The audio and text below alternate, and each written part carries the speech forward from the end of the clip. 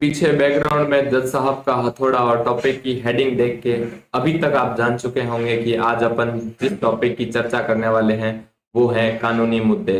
और ये वीडियो आप इस प्लेटफॉर्म के माध्यम से देख रहे हैं तो आपको ये जानकर भी आश्चर्य नहीं होगा कि ये कानूनी मुद्दे अपन पढ़ने वाले हैं अपने यानी नर्सिंग प्रोफेशंस में।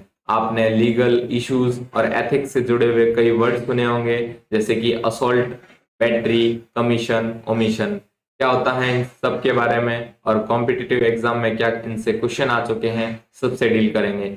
नमस्कार, स्वागत है आप सभी का इस वीडियो लेक्चर में। और आज अपन डिस्कस करने वाले हैं एथिक्स और लीगल इश्यूज के बारे में। बेसिकली एथिक्स को हर प्रोफेशंस में इंक्लूड किया जाता है, इंक्लूडिंग यूपीएससी, वहां भी एथिक्स का एक पेपर होता है। तो एथिक्स को इंक्लूड करने के पीछे एक फेमस लाइन है, उसका मीनिंग है कि आपकी बौद्धिक क्षमता भले ही कम हो लेकिन आप नैतिक होने चाहिए। समझते हैं इस लाइन का मतलब। अगर आपको एक दो डिपार्टमेंट का काम, लाइक अगर आपको ओटी का काम नहीं आता, लेबर रूम का काम नहीं आता तो चल जाएगा, आपकी इंटेलिजेंसी कम हो, दिस इज अलाउड। बट आप अनएथिकल हो, आप अनैतिक हो, आप चोरी करते हो, आप मारपीट करते हो, तो ये सब प्रोफेशनल लाइफ में बिल्कुल भी अलाउड नहीं होता है। इसीलिए हर प्रोफेशनल आदमी को मोस्टली मस्टली एथिकल होना चाहिए। तो अपन चर्चा करेंगे वन बाय वन के एथिक्स क्या होते हैं, लीगल इश्यूज क्या होते हैं। तो सबसे पहला वर्ड है एथिक्स। ये टॉपिक बेसिकली हिंदी मीडियम वाले स्टूडेंट्स के लिए थोड़ा सा ट्रिकी मालूम होता है, क्योंकि इसकी टर्मिनोलॉजी थोड़ी मुश्किल होती है। तो आज अपन आसान भाषा में एक एक वर्ड का हिंदी मीनिंग जान के इसको समझने की कोशिश करेंगे। तो एथिक्स का मतलब बेसिकली हिंदी में जो इसको कहते हैं वो कहते हैं नीति। और एथिक्स एक ब्रांच है, वो है ब्रांच फिलोसॉफी की। It is the branch of philosophy. ये फिलोसॉफी की एक ब्रांच है जिसमें अपन क्या देखते हैं, अपन देखते हैं is the one thing is right और रॉन्ग। क्या जो चीज अपन कर रहे हैं, जो डिसीजन अपन ले रहे हैं वो सही है या गलत है, on the basis of the knowledge, knowledge के बेस पे। इसका जो इम्पोर्टेंट एस्पेक्ट है वो है एथिकल प्रिंसिपल्स, जिनमें से कई बार क्वेश्चन आ चुका है। तो एथिकल प्रिंसिपल क्या होता है? तो एथिकल प्रिंसिपल बेसिकली ऐसे रूल्स होते हैं जो गाइड या डायरेक्ट करते हैं नर्सिंग एक्शन को। यानी अपन पेशेंट की केयर के लिए जो जो एक्शन करने वाले हैं उनको गाइड करने का काम, कि वो सही है या गलत है, ये एथिकल प्रिंसिपल करते हैं। इनको एक और नाम से जाना जाता है जिसको कहते हैं कोड ऑफ एथिक्स, और ये बड़ा ही फेमस नाम है और इसमें से बहुत बार क्वेश्चन पूछे जा चुके हैं। सबसे पहले इनको पब्लिश्ड किया गया था अमेरिकन नर्सिंग एसोसिएशन के द्वारा, फिर इसको इंटरनेशनल काउंसिलिंग ऑफ नर्सेस ने पब्लिश किया था और कंपोज किया था 1953 के अंदर, और फिर इसको रिवाइज्ड किया था अभी लेटेस्ट 2012 में। यानी अपन अब जो एथिकल प्रिंसिपल पढ़ रहे हैं वो सन 2012 में लेटेस्ट अमेंडमेंट किए गए हैं। बात करें अपन अपने कंट्री की, तो इंडियन नर्सिंग काउंसलिंग भी एथिकल प्रिंसिपल को एक्सेप्ट किया है अपने प्रोफेशंस में, इसीलिए हम ये टॉपिक डिस्कस कर रहे हैं। एथिकल प्रिंसिपल कौन कौन से होते हैं? तो ये 6 टाइप के प्रिंसिपल होते हैं। और सीधा क्वेश्चन इसमें से भी आता है कि given below followings are the ethical principle except, कौन सा एक नहीं है? तो आपको सिंपली 6 प्रिंसिपल के नाम याद होने चाहिए, और ये हैं autonomy, beneficence, non maleficence, justice, veracity and fidelity. और जो फेमस क्वेश्चन है जो आता है कि कौन सा एथिकल प्रिंसिपल नहीं है, और वो एक नाम आता है, दैट इज द नॉन बेनेफियंस। तो नॉन बेनेफियंस नाम का कोई भी प्रिंसिपल एथिकल नहीं होता है, ये नॉन मेलेफियंस है। एक एक करके इन सब की चर्चा करते हैं कि ये क्या होते हैं। तो सबसे पहले अपन डिस्कस करते हैं ऑटोनॉमी की। तो बेसिकली ऑटोनॉमी या ऑटो वर्ड ऑटोमेटिक से आता है, और ऑटोमेटिक का मतलब होता है खुद से करना, स्वायत्तता होना। तो ऑटोनॉमी क्या होती है? Autonomy is the take self decision about his और हर हेल्थ केयर। पेशेंट अपने स्वास्थ्य से जुड़े हुए डिसीजन खुद ले सकता है, खुद ट्रीटमेंट को रिजेक्ट और एक्सेप्ट कर सकता है। ये पावर, ये उसका राइट, ये उसका अधिकार कहलाता है ऑटोनॉमी। दूसरा अपन बात करते हैं बेनेफियंस के। तो बेसिकली बेनेफियंस एक वर्ड से मिलके बना होता है जिसको अपन कहते हैं बेनिफिट, और बेनिफिट यानी किसी का भला करना। तो बेनेफियंस का मतलब होता है उपकार, उपकार करना, या परोपकार भी कहते हैं इसको, परोपकार। उपकार या परोपकार से ये बेनिफिशियंस वर्ड बना है और इसका मतलब होता है डू गुड टू अदर, दूसरों के लिए हमेशा अच्छा करना। This is the beneficence. लेकिन हमेशा अगर अपन अपनी मर्जी से अच्छा करते रहेंगे बिना पेशेंट की मर्जी के जाने, तो इससे एक कॉन्सिक्वेंसेस निकल के आता है जिसका नाम है पैटर्नलिज्म। और पैटर्नलिज्म बेसिकली पैटर्नल वर्ड से बना है जिसका मतलब है फादर या पितृकवाद। तो पैटर्नलिज्म को हिंदी में कहते हैं पितृकवाद। यानी आप अगर पेशेंट के पिताजी बन जाते हैं तो उस वर्ड को कहते हैं पैटर्नलिज्म। क्या मीनिंग है इसका? बेनिफिशियंस का एक मीनिंग होता है आपको दूसरे के लिए अच्छा करना है, डू गुड टू अदर। लेकिन अगर ये आप अच्छा जो कर रहे हैं ये पेशेंट की मर्जी के खिलाफ है, वो नहीं चाहता कि मेरा अच्छा हो और फिर भी आप अच्छा कर रहे हैं, तो ये टर्म कहलाती है पैटर्नलिज्म। और ये जो है वो बेनिफिशियंस का एक अनडिजायरेबल आउटकम है। क्या है ये? Undesirable outcome. इसका एक एग्जांपल लेते हैं कि अगर आप किसी भी पेशेंट्स को प्रिस्क्राइब की हुई है कि आप हाई प्रोटीन डाइट लीजिए और आप उसको सजेस्ट करते हैं अंडे खाने के लिए और आप उसके ऊपर प्रेशर बनाते हैं कि नहीं आप हाई प्रोटीन डाइट है अंडे लो, तो you are doing good to other, आप अच्छा कर रहे हैं। लेकिन वो पेशेंट्स जिस रिलीजियस का है, जिस माइथोलॉजी को वो मानता है उसमें अंडे प्रोहिबिटेड हैं, उसकी मर्जी के खिलाफ आप अंडे दे रहे हैं, तो ये टर्म आप अच्छा कर रहे हैं no doubt, but this is the paternalism, आप उसकी मर्जी के खिलाफ अच्छा कर रहे हैं। तो ये पॉइंट होता है पैटर्नलिज्म। बात करते हैं अपन थर्ड प्रिंसिपल की, तो ये होता है नॉन मेलेफियंस। नॉन मेलेफियंस का मतलब होता है do not harm to other, दूसरों को नुकसान नहीं पहुंचाना। आप भले ही उनके लिए अच्छा मत करो लेकिन एटलीस्ट आप उनका बुरा मत करो, दैट इज द नॉन मालफियंस। फिर अपन बात करते हैं जस्टिस, और जस्टिस का सभी को पता होगा हिंदी में इसका मतलब होता है न्याय करना, सभी के साथ जस्टिस करना, यानी equal distribution of care to all, सभी पेशेंट के साथ।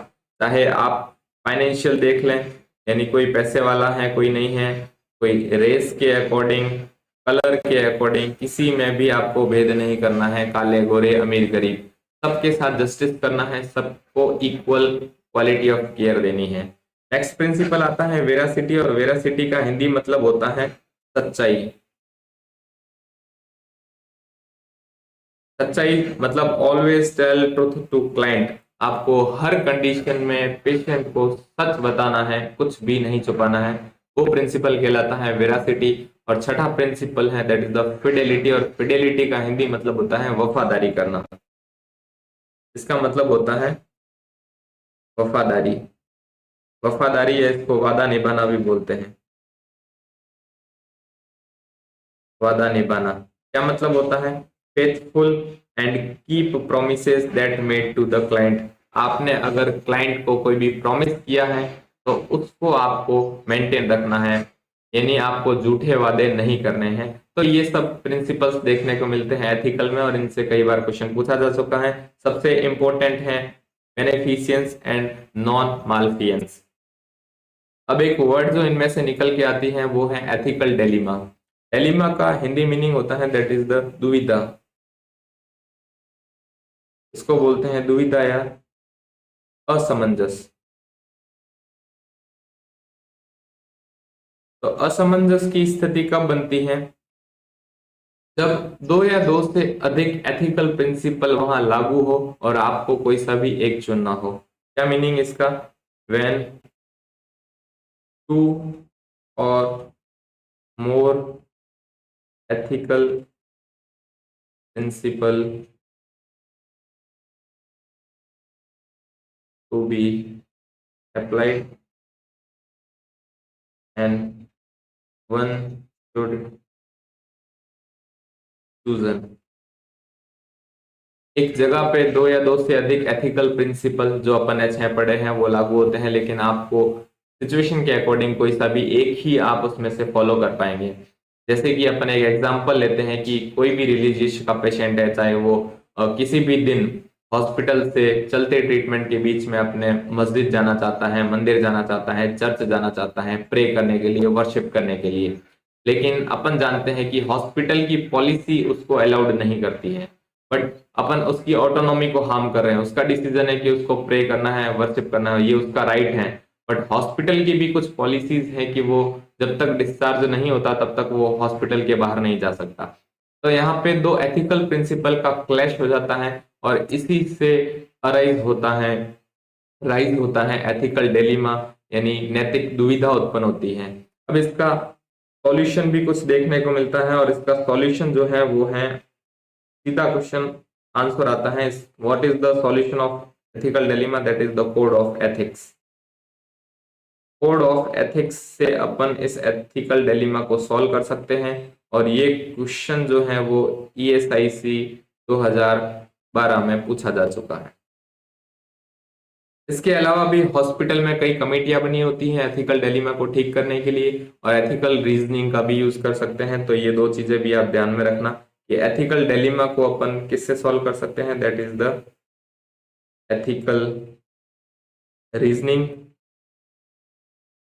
And second one committees on ethics in hospital.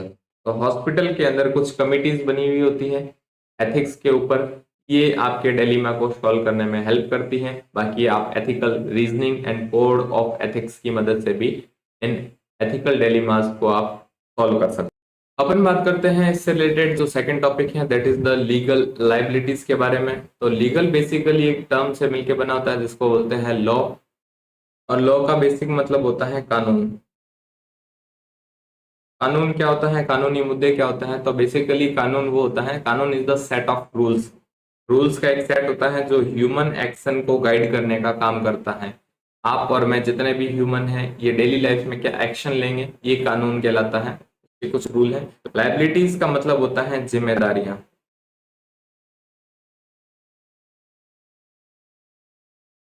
Liabilities का मतलब होता है जिम्मेदारी। और नर्स लीगली लाइबल क्यों होती है, नर्स के ऊपर कौन कौन से लॉ लगते हैं और क्यों लगते हैं, तो बेसिकली नर्स के ऊपर सिविल लॉ और क्रिमिनल लॉ एप्लीकेबल होते हैं। और ये क्यों होते हैं, इसके तीन रीजन हैं। क्योंकि नर्स क्या है, नर्स एक सिटीजन है, नर्स एक सर्विस प्रोवाइडर है, और नर्स एक एम्प्लॉय है इंस्टीट्यूट की।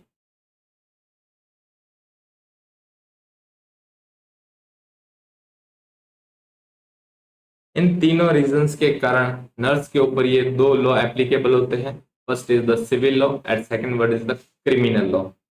सिविल लॉ बेसिकली दो टाइप का होता है। First is the contract law. Contract होता है दो पार्टीज या दो लोगों के बीच में रिलेशनशिप को लेके, और यहाँ पे नर्स और पेशेंट के रिलेशन से रिलेटेड जो लॉ है वो कॉन्ट्रैक्ट लॉ के अंडर आता है। सेकेंड टॉर्ट, और आपने बहुत सुना होगा क्योंकि बहुत इंपॉर्टेंट है और एग्जाम में इससे क्वेश्चन आते हैं। टॉर्ट क्या होता है, इसको डिटेल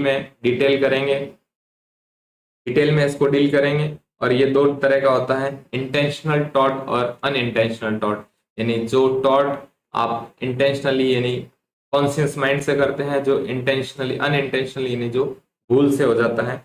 इनमें ये पॉइंट्स हैं और इनका अपन डिटेल देखेंगे। नेग्लिजेंस और माल प्रैक्टिस दो टॉर्ट हैं जो अनइंटेंशनल आते हैं, आप जानबूझ के नहीं करने वाले हैं। और क्रिमिनल लॉ में एक फेमस है, that is the felony. Felony का मतलब होता है जघन्य अपराध या हत्या तक कर देना। तो ये आता है फेलोनी जो होता है क्रिमिनल लॉ में। टॉर्ट से सीधा क्वेश्चन आता है, व्हाट इज द टॉर्ट, तो tort is the civil wrong. Detail में देखते हैं। तो फर्स्ट मैंने बताया आपको टॉर्ट क्या है। तो टॉर्ट बेसिकली एक वर्ड से मिलके बना होता है जिसका मतलब होता है टॉर्चर। और टॉर्चर अपन डेली लैंग्वेज यूज करते हैं और इसका मतलब होता है उत्पीड़न या यातना। किसी का उत्पीड़न करना या किसी को यातना देना टॉर्चर कहलाता है। इसी से ये वर्ड मिलके बना होता है टॉर्चर। और tort is the civil wrong, पहले भी मैं बता चुका हूँ और ये क्वेश्चन बहुत बार एग्जाम में पूछा जा चुका है। व्हाट इज टॉर्ट, तो tort is the civil wrong. बात करें अपन कि टॉर्ट होता क्या है, तो टॉर्ट बेसिकली किसी की प्रॉपर्टी को डैमेज करना, किसी की बॉडी को डैमेज करना और किसी की रेपुटेशन को डैमेज करना, यानी किसी की इमेज को डाउन करना, ये सब टॉर्ट के अंदर आता है। वन बाय वन डिस्कस करें तो पहले अपन डिस्कस करते हैं असॉल्ट। अब अपन सारे इंटेंशनल टॉर्ट के बारे में डिस्कस करेंगे, यानी जो टॉर्चर, जो यातना, उत्पीड़न अपन जानबूझ के करते हैं उनके बारे में डिस्कस करेंगे। और इसमें से दो फेमस वर्ड हैं, पहला है असॉल्ट और दूसरा है बैटरी। इन दोनों की इमेज देखते हैं और समझते हैं क्या होता है असॉल्ट। यानी आप इमेज देख रहे हैं, यहाँ पे कोई फिजिकल टच नहीं हो रहा है, ये बेसिकली इसको ट्रीट कर रहा है यानी धमका रहा है वायलेंस के लिए, और ये एक्चुअल में मार रहा है।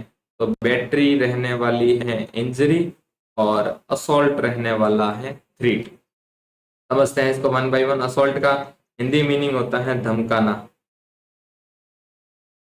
या इसको एक फ्रेज में समझे तो इसका मीनिंग होता है थ्रेट टू वायलेंस। यानी आप इसको किसी पेशेंट को धमका रहे हो। एक एग्जांपल लेते हैं, दैट मेडिकेशन नहीं लेने पर धमकाना। अगर कोई पेशेंट मेडिकेशन नहीं लेने की जिद कर रहा है और आप उसको धमका रहे हो, दैट इज द असॉल्ट, या that is the threat to violence. उसको हानि पहुंचाने की धमकी देते हो आप। सेकंड वर्ड एक आता है बैटरी, और बैटरी के लिए ही एक की फ्रेज है जिसको अपन बोलते हैं इंटेंशनल टच विदाउट परमिशन। आपने किसी भी पेशेंट को बिना परमिशन के टच किया है, और इसका एग्जाम्पल होता है दैट इज, इसमें है मेडिकेशन नहीं लेने पर धमकाना, और इसका एग्जाम्पल है फोर्सफुल मेडिकेशन। आप उस पेशेंट का अगर फोर्सफुल मेडिकेशन करते हो बिना उसकी मर्जी जाने, तो वो आता है बैटरी के अंदर। और बैटरी एक वर्ड में डिस्क्राइब होती है, that is the intentional touch. आप जानबूझ के किसी की बॉडी को टच कर रहे हैं विदाउट हैविंग कंसर्न, बिना उसकी परमिशन के लिए। बेसिक डिफरेंस इन दोनों में क्या होता है देखते हैं। तो basically this is the threat, this is the threat to violence, और ये रहने वाला है प्रिटेंडिंग वायलेंस, यानी एक्चुअल या रियल वायलेंस। इसमें आप कोई भी फिजिकल कांटेक्ट नहीं करने वाले हो, खाली ओरली वर्बली पेशेंट को धमका रहे हो, यानी नो फिजिकल टच। और बैटरी का जो मूल भाव है वही है टच विदाउट परमिशन। इसमें आप पेशेंट को less harm and no injury, में पेशेंट को कोई भी इंजरी देखने को नहीं मिलती है, बट यहाँ पे पेशेंट गॉट इंजर्ड। तो बेसिकली ये मतलब होता है बैटरी और असॉल्ट का। और इमेज से आप बेहतर समझ सकते हैं कि बैटरी में अपन सीधा पेशेंट को हिट कर रहे हैं, फिजिकल कांटेक्ट कर रहे हैं, उसको इंजर्ड कर रहे हैं, जबकि असॉल्ट के अंदर अपन उसको थ्रेट टू वायलेंस यानी खाली धमका रहे हैं। ये दो आते हैं टॉर्ट में, इंटेंशनल टॉर्ट में। थर्ड इंटेंशनल टॉर्ट की अगर बात करते हैं तो दैट इज द फॉल्स इम्प्रेशनमेंट। क्या इम्प्रेशनमेंट का मतलब होता है, दैट इज द कैद करना, किसी को बंधक बनाना। तो आप जबरदस्ती पेशेंट को अगर बंधक बनाते हैं तो वो टर्म कहलाती है फॉल्स इम्प्रेशनमेंट। और ये दो तरीके से आप कर सकते हो। अगर पहला है नॉट अलाउ, आप पेशेंट को घर जाने से रोक रहे हो, not allowed to go home after discharge. Patient discharge हो चुका है, पेशेंट खुद की मर्जी से जाना चाहता है, लीगल रूल फॉलो करके जाना चाहता है, फिर भी आप उसको जाने नहीं दे रहे हो, तो ये एक तरह का उसको बंदी बना के रखना है।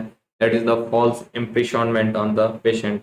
दूसरा जो मोस्ट केसेस साइकेट्रिक पेशेंट्स के साथ देखने को मिलता है कई कबार वायलेंट या नॉन कोऑपरेटिव, जिसमें साइकोमोटर एक्टिविटी बड़ी भी देखने को मिलती है। उसमें आप करते हो कि आप पेशेंट को रिस्ट्रेन कर देते हो, यानी बांध के रख देते हो, दैट इज द फॉल्स या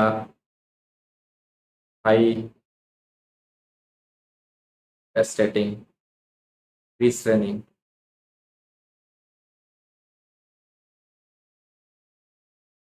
पेशेंट को जबरदस्ती आप बांध के रख देते हो, ये कहलाता है फॉल्स रिस्ट्रेनिंग। ये पेशेंट, जैसा कि मैंने बताया, साइकेट्रिक पेशेंट्स में आप हाथ पांव बांध के रख देते हो, तो ये भी एक तरह का इंटेंशनल टॉर्ट है, आप जानबूझ के उसके ऊपर फॉल्स इम्प्रेशनमेंट, उसको बंदी बना के रख रहे हो। सेकंड अपन बात करते हैं, that is the defamation. Fame का मतलब होता है प्रसिद्धि, किसी की प्रतिष्ठा, किसी का मान सम्मान, और डिफेम करना मतलब आपने मान में हानि की है, उसकी प्रतिष्ठा में हानि की है, और इसका मतलब होता है मान हानि।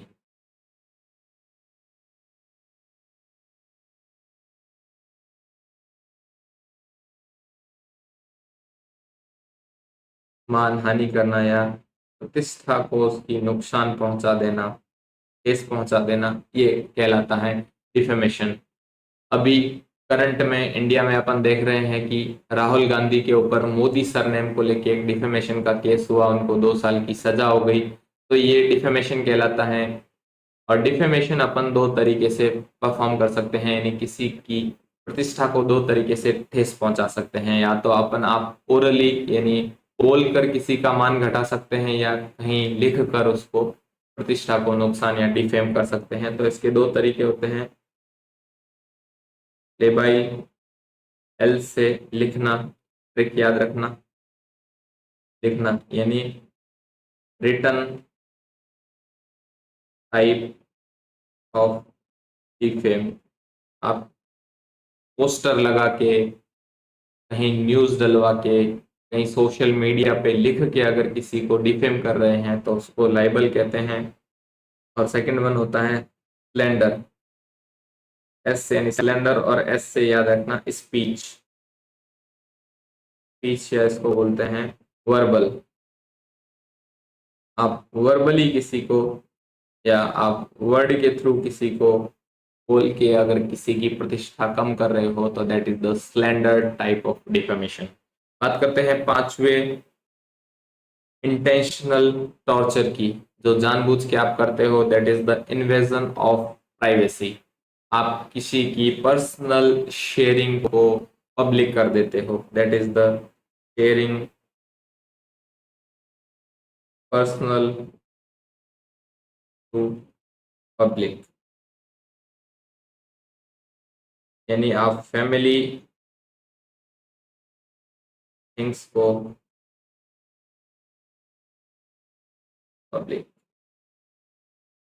अगर पेशेंट ने आपके ऊपर ट्रस्ट करके, फेथ करके कुछ पर्सनल कॉन्फिडेंशियल चीजें आपके साथ शेयर की हैं, और आप उसको अगर पब्लिक कर देते हो, that is the invasion of privacy, यानी आप उसकी निजता का हनन कर रहे हो।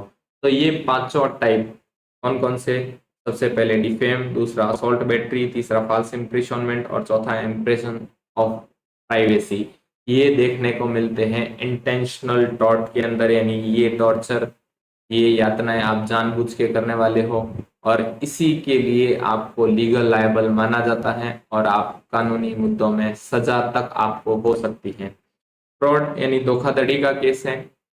प्राइवेट हॉस्पिटल्स में आपने देखा होगा, पेशेंट की डेथ के बाद भी उसको एडमिट रखना, जरूरत से ज्यादा मेडिकेशन मंगवा लेना, तो ये सब फ्रॉड भी इंटेंशनल टॉर्ट कहलाता है। बात करें अपन अनइंटेंशनल टॉर्ट की, तो ये दो तरह का होता है। सबसे पहले नेग्लिजेंस और दूसरा माल प्रैक्टिस। अनइंटेंशनल टॉर्ट क्या होता है? That is the violation of standard care. आप जितनी अच्छी पेशेंट केयर दे सकते थे, आपने उससे थोड़ी कम दी है, इससे पेशेंट्स को नुकसान हुआ है या नहीं हुआ है, इसके बेसिस पे अनइंटेंशनल टॉर्चर दो तरह का होता है। फर्स्ट इज द नेग्लिजेंस, और नेग्लिजेंस का बेसिक मीनिंग होता है लापरवाही करना। आप कोई केयर कर रहे हैं, लाइक इसका एग्जांपल से समझते हैं कि आप किसी पेशेंट को आईएम लगाने जा रहे हैं, तो अकॉर्डिंग टू स्टैंडर्ड केयर सबसे पहले आपको हैंड हाइजीन परफॉर्म करने हैं, फिर पेशेंट को प्रोसीजर एक्सप्लेन करना है, फिर साइट को क्लीन करना है। लेकिन आपने हैंड वॉश नहीं किए, पेशेंट को एक्सप्लेन करना जरूरी नहीं समझा और सीधा जाके अगर आईएम इंजेक्शन लगा दिया, तो ये आपकी जो प्रैक्टिस है ये बिलो द स्टैंडर्ड है और इसको अपन काउंट करेंगे अनइंटेंशनल टॉर्ट्स के अंदर और ये आएगा नेग्लिजेंसी के अंदर। नेग्लिजेंसी का एक और एग्जांपल है, जैसे कि अगर आपको कोई फ्लूइड आईवी देना है और आपको बोल दिया गया है कि आरएल दो और उसकी जगह पे आप आईवी दे देते हैं एनएस, तो ये भी नेग्लिजेशन का एक एग्जांपल है। क्या होता है negligence? Negligence is the unintentional action जो आपने जानबूझ के नहीं किए हैं। And second one that is the conduct fall below the standard of care, जो आप केयर दे रहे हैं वो स्टैंडर्ड से थोड़ा कम है, यानी आप बिलो द स्टैंडर्ड केयर दे रहे हो। तो पॉपुलर वर्ड जो इससे जुड़े हुए होते हैं that is the commission and omission. First इसमें आता है कमीशन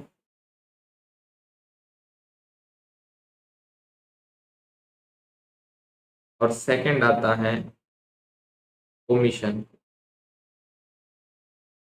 और ये दोनों के दोनों ही कुछ स्पेशल एथिकल प्रिंसिपल को ब्रेक करते हैं। देखेंगे क्या कमीशन का बेसिक मीनिंग क्या होता है। कमीशन का मतलब होता है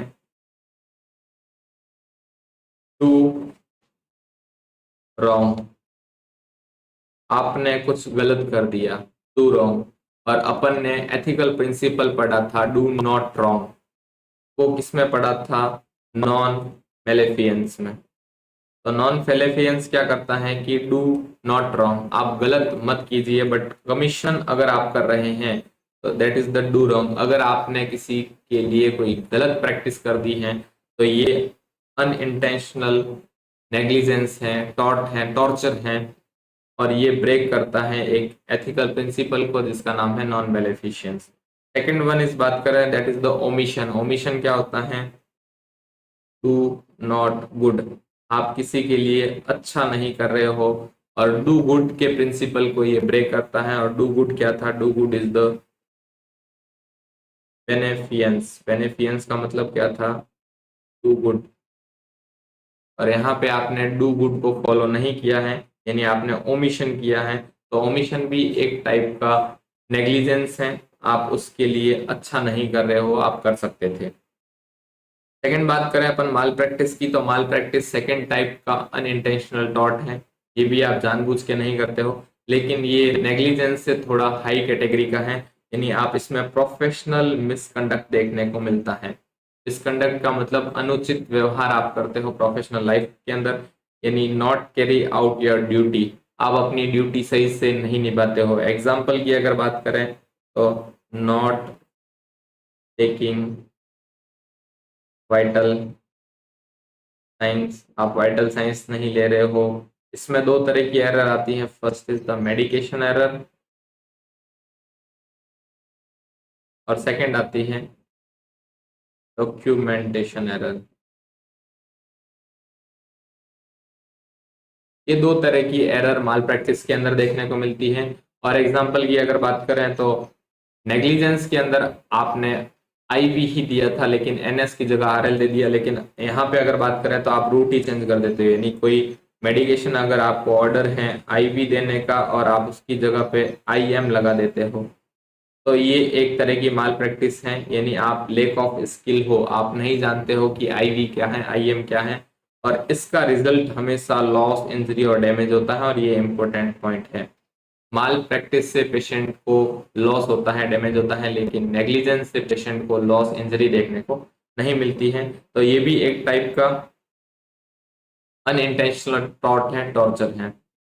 कभी कभार प्रैक्टिस में अपन देखते हैं कि आपको देखने को मिलता है कि आप हर कंडीशंस में ये लॉ फॉलो नहीं कर सकते, आप एथिकल प्रिंसिपल फॉलो नहीं कर सकते हो। उस कंडीशंस में अपने को कुछ लीगल प्रोटेक्शन भी ऑफर किए जाते हैं हॉस्पिटल सेटिंग के द्वारा, गवर्नमेंट के द्वारा। क्या होते हैं ये लीगल प्रोटेक्शन? तो legal protection basically, legal protection का मतलब होता है इमरजेंसी सिचुएशन के अंदर, जैसे अगर कोई पेशेंट पॉइजनस होके या पॉइजन का इंटेक करके अगर वो इमरजेंसी डिपार्टमेंट में आ रहा है तो आप उससे कंसेंट नहीं लेंगे कि आरटी डालनी है या नहीं डालनी है।